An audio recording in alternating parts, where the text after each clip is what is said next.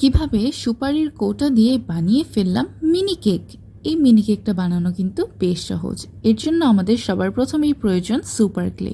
প্রথমেই এই সুপার ক্লেটাকে ভালো করে মিক্স করে নিয়ে প্রেস করে দিচ্ছি। প্রেস করার পরে এরকম একটা চাকতির আকার ধারণ করবে। রুটি বানানোর এক্সপিরিয়েন্স না থাকলেও একটা মোটা তুলি দিয়ে কিন্তু সহজেই বানিয়ে ফেলা যাবে। এরপরে কৌটার মাপ নিয়ে আমি এই অনুযায়ী কেটে নিচ্ছি ক্লেটা। ক্লেটা কেটে নিয়ে সুন্দর করে রাউন্ড শেপে বসিয়ে দিব এবং এই কৌটার ফাঁকা অংশটাতে আমি ক্লে দিয়ে ভরাট করে নিচ্ছি।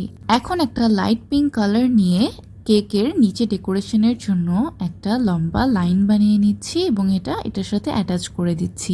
এই তো একটু ডেকোরেশন করে নিলেই হয়ে গেল। এই কেকটা দেখে কেউ বুঝতেই পারবে না যে এটা একটা ফেক কেক। দেখতে এতটাই কিউট লাগছিল।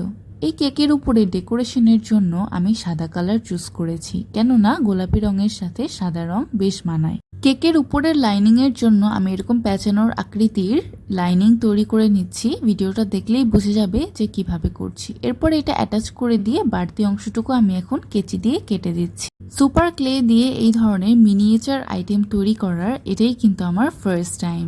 এই ধরনের ছোট ছোট বলস আমি অ্যাড করে দিচ্ছি ডেকোরেটিভ আইটেমস হিসেবে এবং এটা দেওয়ার পরে কিন্তু কেকটা দেখতে দারুণ লাগছে, তাই কেকের নিচটা অনেকটাই খালি খালি লাগছিল, এই জন্য কেকের নিচেও কিছু ডেকোরেটিভ আইটেম বানিয়ে নিচ্ছি এবং এগুলাকেও আমি কেকের নিচে অ্যাটাচ করে দিব এবং এই ভিডিওটা দেখলে স্পষ্টভাবে বুঝে যাবে যে কিভাবে এই ডেকোরেটিভ আইটেমগুলো আমি বানিয়েছি এবং বসিয়ে দিচ্ছি। দেখো, শুধুমাত্র সুপার ক্লে দিয়ে একটা সুপারির কৌটার সাহায্যে বানিয়ে ফেললাম এই কিউট মিনিয়েচার ফেক কেক। কেমন লাগলো তোমাদের কাছে? এরকম আরো ভিডিও পেতে সাথেই থাকো।